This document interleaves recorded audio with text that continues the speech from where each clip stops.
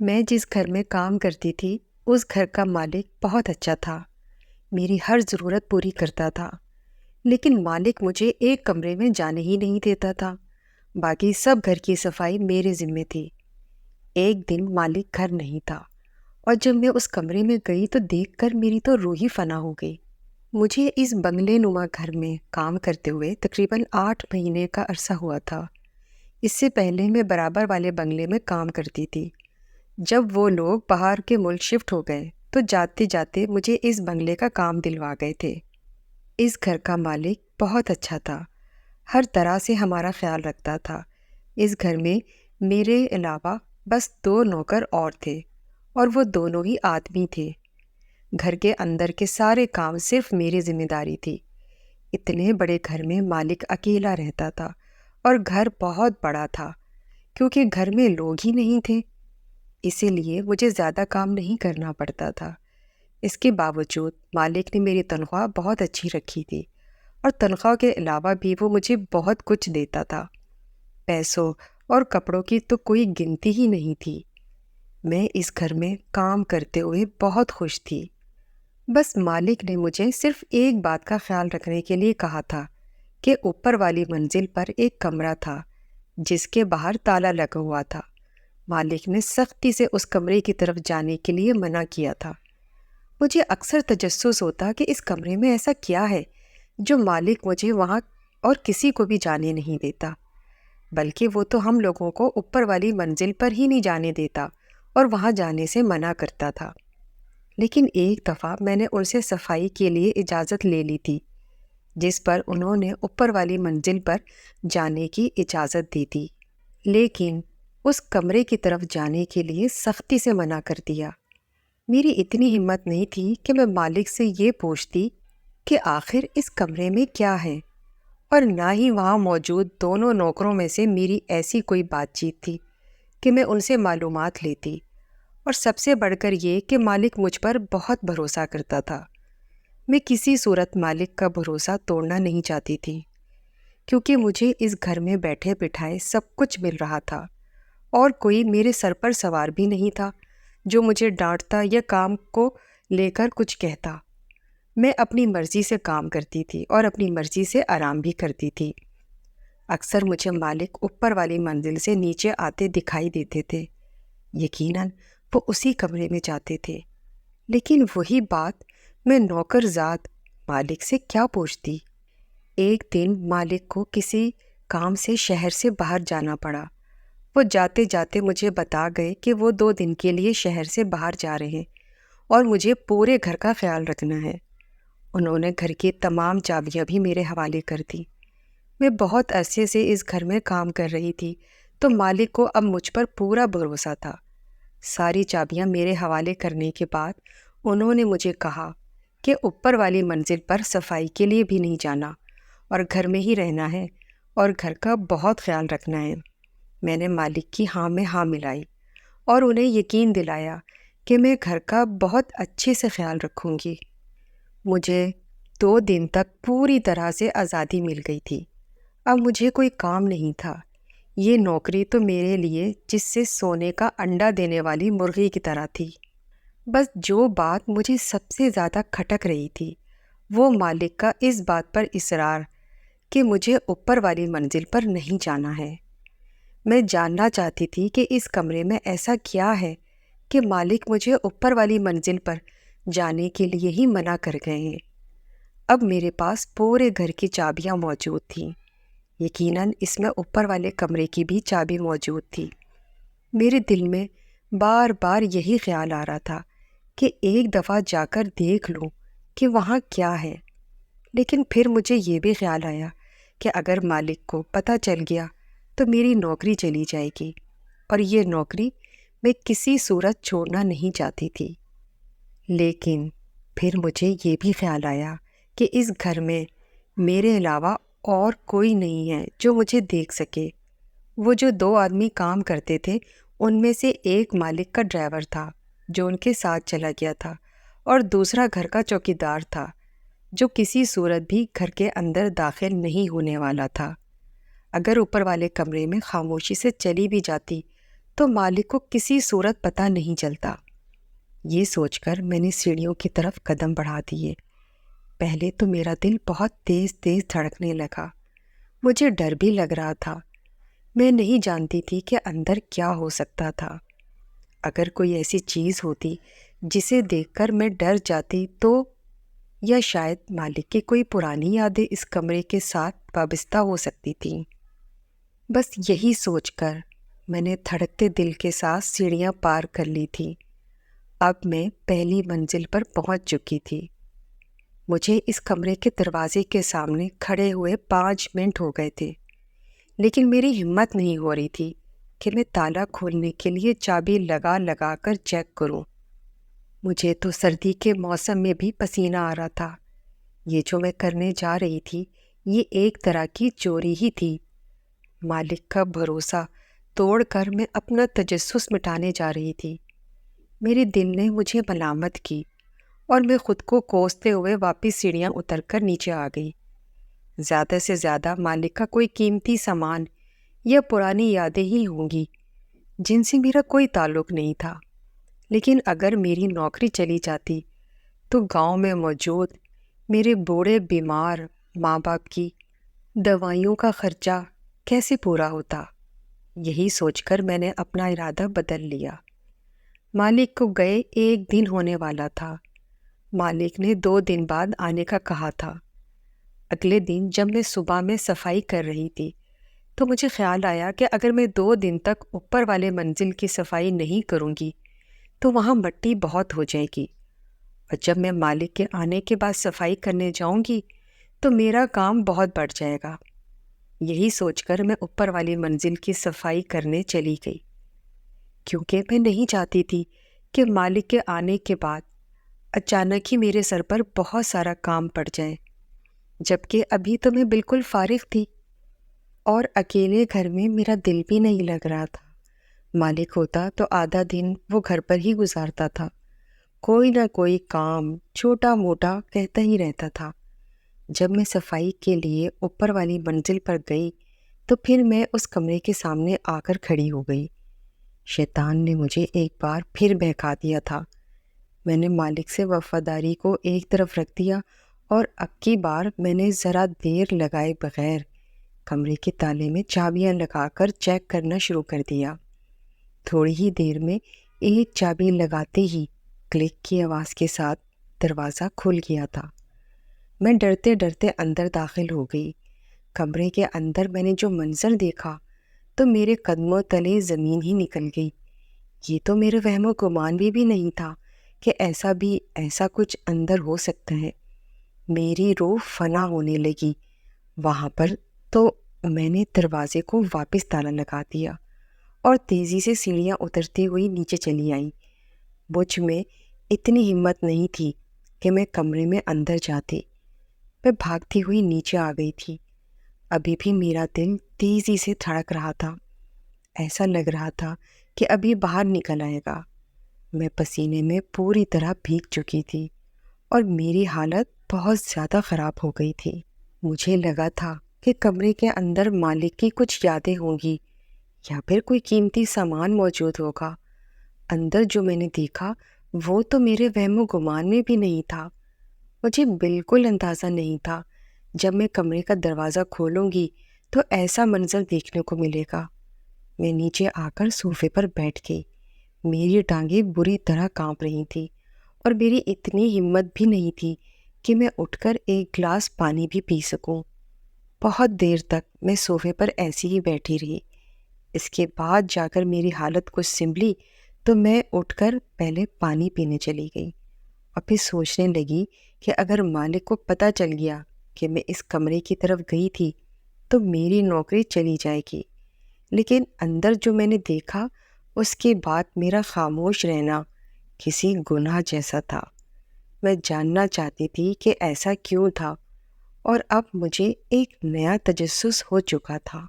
میں مالک کے کمرے میں بہت ہی کم جایا کرتی تھی، صرف صفائی کرنے کے وقت۔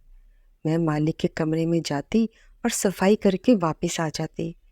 میں نے صحیح طرح سے مالک کے کمرے میں کبھی نظر نہیں دوڑائی تھی۔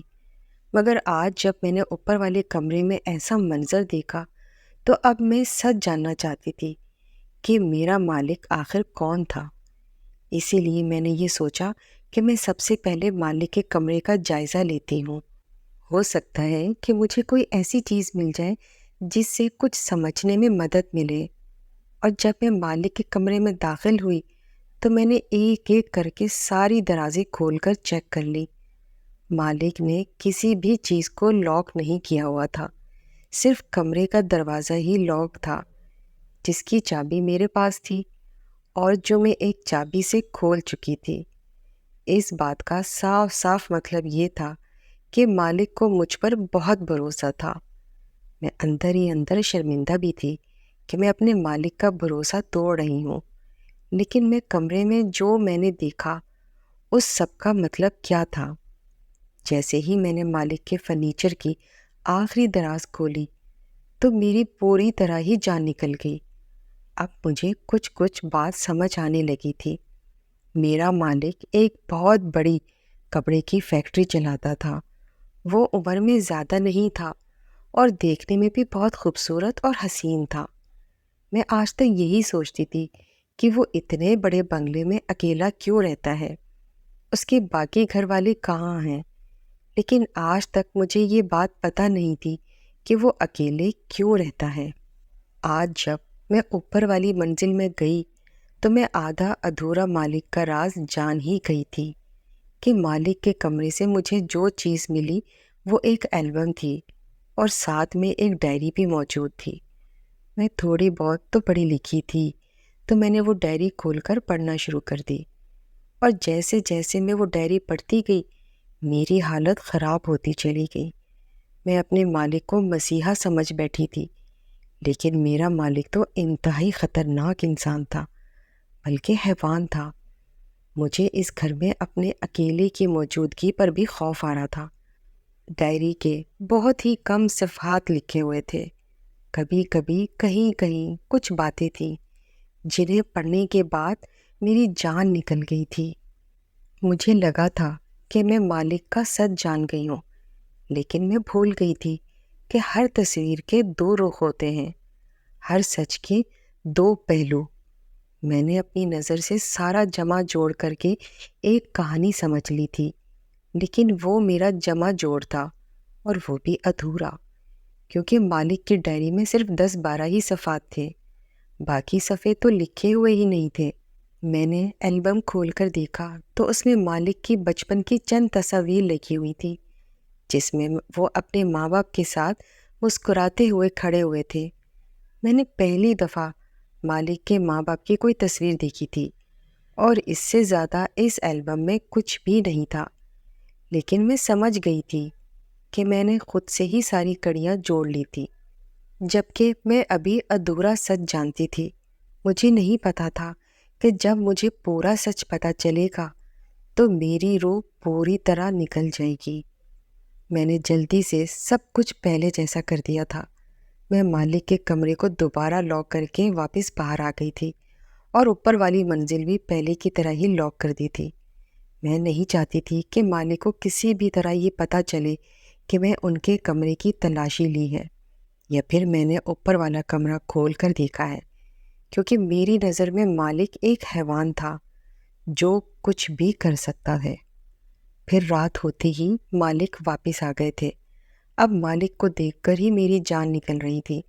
میں نے جیسے تیسے ان کے لیے کھانا لگایا اور سرونٹ کوارٹر کی طرف بھاگ گئی۔ اب مجھ میں اتنی ہمت نہیں تھی کہ میں ان کا سامنا کر سکتی، اور کہیں نہ کہیں میرے دل میں یہ خوف بھی موجود تھا کہ اگر مالک کو پتہ چل گیا تو میری نوکری چلی جائے گی، یا یہ بھی ہو سکتا تھا کہ وہ مجھے اس سے بھی زیادہ کوئی خوفناک سزا دے دے۔ میں سرونٹ کوارٹر میں آ کر لیٹ گئی۔ سردی شدید ہوتی جا رہی تھی۔ جب مالک نے مجھے فون کر کے واپس بنگلے میں بلایا تو پھر میری پوری طرح سے جان نکل گئی۔ مجھے لگا کہ شاید مالک کو سارا سچ پتہ چل گیا ہے۔ میں لڑکھڑاتے قدموں سے بنگلے میں داخل ہوئی تو مالک نے کہا کہ سردی بہت زیادہ ہے، کافی بنا دو۔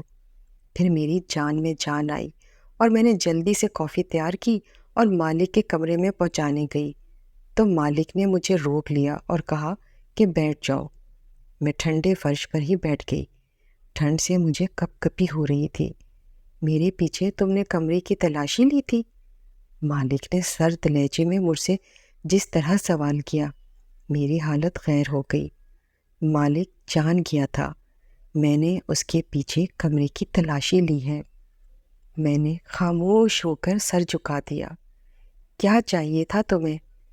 ایسا جس کے لیے تم نے میرے کمرے کی تلاشی لی؟ کسی چیز کی ضرورت تھی کیا؟ میں نے تمہارا خیال رکھنے میں کوئی کمی کی تھی کیا؟ مالک مجھ سے ٹھنڈے لہجے میں سوال پر سوال کر رہے تھے اور میرے پاس کوئی جواب نہیں تھا۔ بولو، تمہیں ایسا کیا چاہیے کہ جس کے لیے تم نے میری ساری درازوں کا سامان ہی الٹ پلٹ کر دیا ہے؟ تمہیں کیا لگا تھا کہ مجھے پتہ نہیں چلے گا؟ میں اپنی ہر چیز بہت ترتیب سے رکھتا ہوں اور تم نے سب کچھ آگے پیچھے کر دیا۔ تمہیں کیسے لگا کہ میں جان نہیں پاؤں گا کہ تم نے میرے پیچھے ساری درازیں اچھی طرح چیک کی ہیں؟ مالک کا غصہ بھی عجیب تھا۔ وہ بس سرد لہجے میں سوال پر سوال کر رہے تھے۔ بس مجھے لگا کہ اب میں سچ نہیں چھپا پاؤں گی۔ میں نے انہیں بتا دیا کہ میں ان کی غیر موجودگی میں اوپر والی منزل پر صفائی کرنے کے لیے گئی تھی۔ مجھ سے تجسس برداشت نہ ہو سکا اور میں نے اوپر والے کمرے کو کھول کر جیسے ہی اندر قدم رکھا تو میری جان نکل گئی، کیونکہ وہاں تو میں نے جب اندر کا منظر دیکھا تو میں کانپ گئی اور سچ جاننے کے لیے میں آپ کے کمرے میں چلی آئی۔ مجھے لگا تھا کہ آپ کے کمرے میں کوئی نہ کوئی ایسی چیز ضرور ہوگی جس سے مجھے سب پتہ چل جائے گا، کیونکہ جو منظر میں نے اوپر دیکھا اس کے بعد اگر میں خاموش رہوں تو یہ میرے لیے گناہ کی بات ہوگی۔ جب میں آپ کے کمرے میں دراز چیک کر رہی تھی تو مجھے ایک ڈائری اور ایک البم ملا، جس کو دیکھ کر میں مزید صدمے میں آ گئی۔ مجھے سمجھ نہیں آ رہا تھا کہ آپ نے ایسا کیوں کیا۔ کیا کوئی ایسا بھی کر سکتا ہے؟ میں تو آپ کو بہت رحم دل سمجھتی تھی، لیکن آپ تو حد سے زیادہ ظالم ثابت ہوئے ہیں۔ ڈرتے ڈرتے میں نے مالک سے ہر بات کہہ ڈالی۔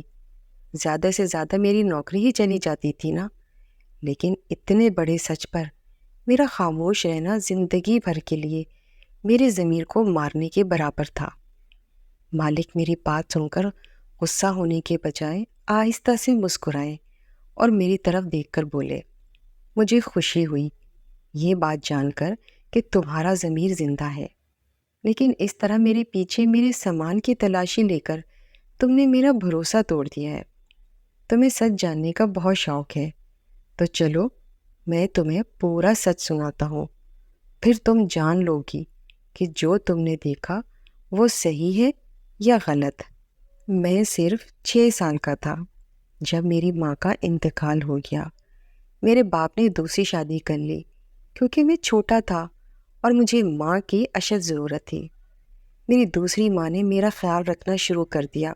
وہ ہر طرح میرا خیال رکھتی اور جب بھی میرے بابا میرے ساتھ ہوتے تو میری ماں مجھ پر جان نچھاور کر دیتی تھی۔ اپنی دوسری ماں کے ساتھ میں بہت خوش تھا۔ میری دوسری ماں اور میرے باپ کا ساتھ صرف کچھ مہینوں کا ہی ثابت ہوا اور میرے باپ کی دوسری شادی کے بعد تقریباً 10 مہینے کے اندر ہی میرے والد کا ایکسیڈنٹ میں انتقال ہو گیا۔ میرے والد کی وصیت کے مطابق جب میں 18 سال کا ہو جاتا تب ان کی ساری جائیداد میرے نام ہو جاتی اور اس وقت تک میری دوسری ماں اس جائیداد کو سنبھالنے کی حقدار تھی۔ میرے والد نے ایک گھر اور کچھ جائیداد کے علاوہ میری ماں کے نام بھی کچھ نہیں چھوڑا تھا۔ میرے باپ کے مرتے ہی میری دوسری ماں کا رویہ میرے ساتھ بہت خراب ہو گیا اور مجھے سارا دن کمرے میں بند رکھتی تھی۔ میں ایک دفعہ مشکل سے کھانے کے لیے کچھ تھوڑا بہت دے دیا کرتی تھی اور میرا اسکول، میرے دوست سب کچھ ختم ہو گئے تھے۔ میں پورا دن کمرے میں بند رہتا اور مجھے باہر کی صرف آوازیں آتی۔ گھر میں ہر وقت پارٹی ہوتی رہتی۔ میری ماں اور اس کے عیاش دوستیں سارا دن گھر میں گانا چلا کر پارٹیوں میں مصروف رہتی اور میری ستیلی ماں میرے والد کا محنت سے کمایا ہوا پیسہ پانی کی طرح بہانے لگی تھی۔ سارے وفادار ملازموں کو کام سے نکال دیا تھا اور ماں نے اپنے وفادار ملازم بھرتی کر لیے تھے جو میری ماں کی طرح مجھ پر ظلم کرتے تھے۔ میں جب بھی ماں سے کہتا کہ مجھے کمرے سے باہر نکالو تو وہ مجھے بہت مارتی، اور جب کبھی گھر میں اس کے دوستوں کی پارٹی ہوتی تو مجھے صرف کمرے میں ہی بند نہیں کیا جاتا بلکہ رسیوں سے باندھ دیا جاتا، اور میری ماں اپنے دوستوں کے ساتھ مل کر مجھ پر جسمانی طور پر تشدد کرتے اور میرا مذاق بھی اڑاتے۔ میں ذہنی طور پر مفلوج ہو چکا تھا۔ ایک دن میری دوسری ماں نے مجھے بتایا کہ میرے باپ کا ایکسیڈنٹ نہیں ہوا تھا بلکہ میری دوسری ماں نے اسے جان بوجھ کر قتل کروا دیا تھا، کیونکہ میری ماں کو لگا تھا کہ میرے باپ کے مرنے کے بعد وہ ساری جائیداد کی مالک بن جائے گی۔ جب میرے باپ کی وصیت سامنے آئی تو یہ دیکھ کر وہ غصے میں پاگل ہو گئی کہ اس کے حصے میں زیادہ کچھ نہیں آیا تھا، اور پہلے اس نے سوچا کہ وہ میرا بھی قتل کر دے، لیکن وصیت کے مطابق 18 سال کے ہونے سے پہلے مجھے کچھ ہو جاتا اگر، تو ساری جائیداد ایک ٹرسٹ کے نام ہو جاتی اور میری سوتیلی ماں کے ہاتھ کچھ بھی نہ آتا۔ اسی لیے اس نے مجھے زندہ رکھنا ضروری سمجھا، اور پھر اسے ہر حال میں مجھے 18 سال تک زندہ رکھنا تھا۔ جیسے ہی میں 18 سال کا ہوتا وہ مجھ سے تمام کاغذات پر دستخط لے کر ساری جائیداد اپنے نام کرتی اور پھر میرا قتل کروا دیتی۔ اس کا ایک منصوبہ یہ بھی تھا کہ وہ مجھے اتنا ٹارچر کرتی کہ میں پاگل ہو جاتا، اور ایسی صورت میں وہ جلدی ہی تمام دولت ہتھیا لیتی۔ یہ جاننے کے بعد وہی میرے باپ کی قاتل ہے، مجھے اس سے شدید نفرت ہو گئی، اور میں جانتا تھا کہ اسے جیسے ہی موقع ملے گا وہ مجھے بھی مار دے گی۔ میرا حال بہت بدتر تھا۔ وہ اس کی دوستوں کے تشدد کا شکار ہو رہا تھا۔ وہ سب مل کر میرا جسمانی استحصال کرتے، میرے ساتھ نازیبا تصویریں کھینچتے اور میرا مذاق اڑاتے۔ وہ اس بات کا لحاظ بھی نہ رکھتے کہ میں تو صرف ایک بچہ تھا۔ میں نے 5 سال اسی طرح قید میں گزارے۔ 5 سال بعد جب گھر کا ایک ملازم تبدیل ہوا تو اس نے میری حالت دیکھی۔